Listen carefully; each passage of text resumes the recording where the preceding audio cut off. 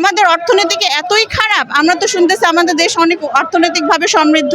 তাহলে কেন এই জাতীয় সম্পদ, এই মেধাবী চিকিৎসকদের পিছনে আজকে সরকারের কোনো বিনিয়োগ নাই? তাহলে কেন আজকে স্বাস্থ্য ব্যবস্থার এত অসঙ্গতি? হাসপাতালে রোগী মারা গেলেই হচ্ছে এই যে চিকিৎসকদেরকে দায়ী করা হচ্ছে, ভুল চিকিৎসা বলা হচ্ছে। এই সমস্ত ঘোরার মূল কোথায়? কারণ হচ্ছে বাংলাদেশের স্বাস্থ্য ব্যবস্থায় কোনো পৃষ্ঠপোষকতা নেই। এই যে আমরা এই 25,000 টাকায় এখানে দিনরাত কষ্ট করি, এই আমাদেরই অনেক চিকিৎসক যারা হচ্ছে হতাশ হয়ে বিদেশে চলে যাচ্ছে, বিভিন্ন ইন্টারন্যাশনাল পরীক্ষা দিয়ে আজকে ইংল্যান্ড বলেন, আমেরিকায় বলেন, এরা লাখ লাখ টাকা বেতনে চাকরি পাচ্ছে। তাহলে কেন আমরা 25,000 টাকা দিয়ে এই দেশে পড়ে থাকবো? আর এই দেশের সব চিকিৎসক যদি আজ চলে যায়, তাহলে বাংলাদেশের মানুষ স্বাস্থ্যসেবা কিভাবে পাবে?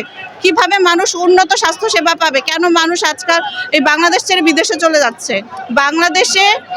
বাংলাদেশে ডাক্তাররা এত ক্যাপেবল, এত মেধাবী, যারা ইন্টারন্যাশনাল পরীক্ষায় বিভিন্ন পরীক্ষায় রেকর্ড সংখ্যক নাম্বার পায়, কিন্তু এটার কোনো প্রচার নাই, কেউ জানবে না। এরা নীরবে বাংলাদেশ থেকে চলে যায়। অথচ আমরা চাইলে সারা বিশ্ব থেকে রোগী আমাদের দেশে চিকিৎসা করার আমাদের সেই ক্ষমতা আছে, এবং আমাদের মেধার কোনো ঘাটতি নাই। ঘাটতি হচ্ছে আমাদের পিছনে বিনিয়োগের, আমাদের পৃষ্ঠপোষকতার, আমাদের সঠিক প্রশিক্ষণের, এবং আমাদের ভালোভাবে জীবন মান উন্নয়নের। তাহলে এত কষ্ট করে আপনারা জানেন স্কুল কলেজ থেকে লক্ষ লক্ষ শিক্ষার্থী কম্পিটিশন করে মেডিকেল কলেজগুলোয় চান্স পাচ্ছে, সেখান থেকে হাজার হাজার ডাক্তার বের হচ্ছে, লক্ষ লক্ষ ডাক্তার বের হয়। তার আপনার 15,000 20,000 চিকিৎসক পরীক্ষা দেয় পোস্ট গ্রাজুয়েশনে, 1,000ও চান্স পায় না। তাহলে বুঝেন যারা পোস্ট গ্রাজুয়েশনে প্রশিক্ষণার্থী আছে তারা কি পরিমাণ মেধার অধিকারী। আজকে আমরা জানি বৈষম্য বিরোধী আন্দোলন হয়েছিল কোটার বিপক্ষে, মেধার পক্ষে। আজকে আমাদের এতগুলা মেধাবী চিকিৎসক কেন আজকে আমাদের রাস্তায় নামতে হলো? আমরা দেখেছি জুলাই বিপ্লবের আগে, জুলাই বিপ্লব আগেও আপনারা এই রাজপথে, এই শাহবাগে আপনারা আন্দোলন সংগ্রাম করেছেন, এবং জুলাই বিপ্লবের পরে, যেটাকে আমরা দ্বিতীয় স্বাধীনতা বলছি, সেই স্বাধীনতার পরও আপনারা রাজপথে আন্দোলন সংগ্রাম করছেন। এবং একই সঙ্গে বিভিন্ন রাজনীতিকবিদ এবং বৈষম্য বিরোধী যেই ছাত্র আন্দোলনের যে প্রধান সমন্বয়ক যারা আছে, তারাও আপনাদের এই দাবির সাথে একমত পোষণ করেছে। তারপরও আপনাদের এই ন্যায্য দাবিগুলো কেন মেনে নেওয়া হচ্ছে না? এখানে আসলে মূল বাধাগুলো কোথায় আপনি মনে করেন?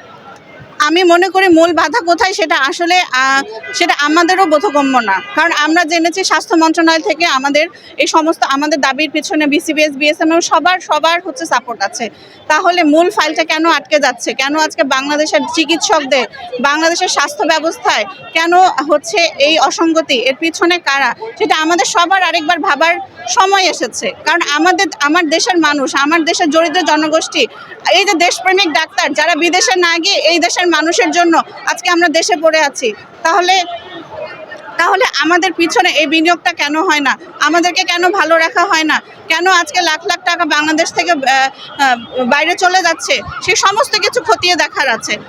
আমরা কিন্তু খুব বেশি দাবি করিনি। আপনি দেখবেন পাকিস্তান, ভারত, শ্রীলঙ্কা, ভুটানের 60-70 হাজার, 80,000, কোথাও 1 লাখ টাকার উপরে বেতন। তাহলে কেন বাংলাদেশে 25,000 টাকা? এটা তো এই দেশের জন্য লজ্জাজনক। এটা তো এই দেশের স্বাস্থ্য ব্যবস্থার জন্য অশনি সংকেত। বিভিন্ন গণমাধ্যমে এটাও আবার শুনতে পাচ্ছি, অনেকেই বলছে যে গত 1 বছরে 2 দফায় আপনাদের বেতন বৃদ্ধি করা হয়েছে। সেক্ষেত্রে আপনাদের যে 2 দফা বৃদ্ধি করার পরও আপনারা যে আবার সেই আন্দোলন সংগ্রাম করছেন, এটা আসলে কতটা যৌক্তিক বলে আপনি মনে করেন? সেজন্যই বললাম, আপনারা দেখবেন আমাদের কর্মঘণ্টা কেমন। আমরা হাসপাতালে বললাম তো 36 ঘন্টা ডিউটি করেও বাসায় যাই, এবং সপ্তাহে যেখানে 48 ঘন্টা ডিউটি করার কথা, আমাদের কোনো ডিউটি আওয়ার নাই। আমরা 70-80 ঘন্টাও ডিউটি করি, এবং এই পরিশ্রমের জন্য আমাদের কোনো অভিযোগ নাই। আমরা এই দেশের মানুষকে চিকিৎসা সেবা দিতে সদা প্রস্তুত, কিন্তু আমাদেরকে তো বাঁচতে দিতে হবে। আমাদেরকে 25,000 টাকা, 30,000 টাকা দিলে আমাদেরকে তো বাইরে কোনো প্র্যাকটিসের সুযোগ দেওয়া হয় না, আমাদের তো বাইরে চাকরি করতে দেওয়া হয় না। তাহলে এই চিকিৎসক, এই যারা বিশেষজ্ঞ চিকিৎসক হবে, এরা কিভাবে বাঁচবে? পরবর্তীতে আপনারা দেখবেন ডাক্তারদেরকে কসাই বলা হচ্ছে। একটা ডাক্তার যদি জীবনের 40-45 বছর পর্যন্ত এইরকম হাতে অবস্থায় থাকে, তাহলে যখন তারা বিশেষজ্ঞ চিকিৎসক হয়ে বের হবে, তখন তারা কসাই হবে না তো কি হবে? ধন্যবাদ। প্রথমে আমরা আমাদের পরিচয়টা দেই। আমরা হচ্ছি পূর্ণাঙ্গ চিকিৎসক, এবং আমরা বিশেষজ্ঞ হওয়ার পথে প্রশিক্ষণরত অবস্থায় আছি। অনেকে হয়তো আমাদেরকে মানে ভুল বুঝতে পারেন যে হয়তো আমরা মেডিকেল শিক্ষার্থী অথবা আমরা ইন্টার্ন চিকিৎসক। আমরা বলতে চাই আমরা এখানে বিশেষজ্ঞ প্রশিক্ষণার্থী মানে কি, বাংলাদেশের মানুষের বেশিরভাগ মানুষেরই আসলে সেই ধারণাটা নেই যে আমরা আসলে কারা।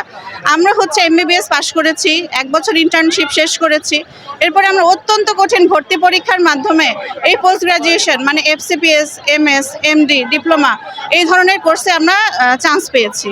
এখন আমাদের ট্রেনিংয়ের যে সিস্টেম সেটা হচ্ছে আমরা ভর্তি পরীক্ষার মাধ্যমে চান্স পাই, তারপরে আমাদের 5 বছর ট্রেনিং করতে হয়। তাহলে 5 বছর ট্রেনিং একটা একটা বিশাল সময়। মনে করে এমবিবিএস আমরা 5 বছরে কমপ্লিট করি, এরপরে এই বিশেষজ্ঞ হওয়ার পথে আমাদের জীবনের 5টা বছর বিনিয়োগ করতে হয় এবং এই চান্স পাওয়ার আগে আমাদের আরও 3-4 বছর এই পরীক্ষা চান্স পাওয়ার প্রিপারেশনে চলে যায়। তাহলে এখানে যে চিকিৎসকদেরকে আপনারা দেখতে পাচ্ছেন তারা ধরে রাখা এক একজনের ডাক্তার হওয়ার পরে এক একজনের 10 বছর এবং তার চেয়ে অধিক অভিজ্ঞ, এবং তারা 10 বছরের অধিক হচ্ছে তারা চিকিৎসক হিসেবে পাশ করার পরে পার হয়ে গিয়েছে সময়। এখন আমাদের যে প্রশিক্ষণের যে সিস্টেম, আমরা হচ্ছে 5 বছর সরকারি হাসপাতালগুলোতে বিভিন্ন ইনস্টিটিউটগুলোতে আমরা হচ্ছে পড়াশোনা ক্লাস এবং গবেষণার পাশাপাশি আমরা রোগীদের চিকিৎসা সেবা দিয়ে থাকি। এই চিকিৎসা সেবা দেই আমরা মর্নিং, ইভিনিং, নাইট রোস্টার করি। আপনারা হাসপাতালে যখনই একটা রোগী আসে সবচেয়ে প্রথমে ফার্স্ট লাইন ডিফেন্স এবং যে চিকিৎসা সবার প্রথমে এই আমরা বিশেষজ্ঞ প্রশিক্ষণার্থী চিকিৎসকরা আমরা সবার আগে রোগীটাকে চিকিৎসা দিতে যাই এবং যত দরিদ্র জনগোষ্ঠীর উন্নত মানের চিকিৎসা প্রয়োজন এই টারশিয়ারি সেন্টারগুলোতে, বাংলাদেশের বিভিন্ন মেডিকেল কলেজগুলোতে এই মূল চালিকা শক্তি হচ্ছে আমরা এই বিশেষজ্ঞ প্রশিক্ষণার্থী চিকিৎসকরা। তাহলে আমাদেরকে দিয়ে এই মর্নিং, ইভিনিং, নাইট রোস্টার করানো, প্রতিদিন 12 থেকে 14 ঘন্টা ডিউটি, কখনো কখনো এমনও হয়েছে আমরা 24 ঘন্টা ডিউটি করে বাসায় যাই, 36 ঘন্টা ডিউটি করে বাসায় যাই এবং এর বিনিময়ে আমাদেরকে কি দেওয়া হচ্ছে? 25,000 টাকা। তাহলে আমাদের বাবা মায়ের কত বড় স্বপ্ন ছিল, আমাদের স্বপ্ন ছিল যে আমরা চিকিৎসক হব, দেশের মানুষের সেবা করব। আমরা আমাদের চিকিৎসা সেবাটা দিয়ে যাচ্ছি ঠিকই, কিন্তু বিনিময়ে আমাদেরকে 25,000 টাকা দেওয়া হচ্ছে, যেটা রিসেন্টলি 30,000 টাকা বর্ধিত করা হয়েছে। তাহলে আপনারা বলেন এই যে 30,000 টাকায় কিভাবে আমরা আমাদের বাচ্চা কাচ্চা সংসার নিয়ে লেখাপড়া করে, বাইরে কোনো প্র্যাকটিস করার পারমিশন নেই, আমাদের রোগী দেখার পারমিশন নেই, সম্পূর্ণ 100% আমরা সরকারি হাসপাতালে চিকিৎসা দিচ্ছি ডেডিকেটেডভাবে। তাহলে কিভাবে আমরা এই 30,000 টাকায় আমাদের দিন চলবে? আপনারা বিভিন্ন দেশে দেখেন, পাকিস্তান, ইন্ডিয়া, শ্রীলঙ্কা, ভুটান,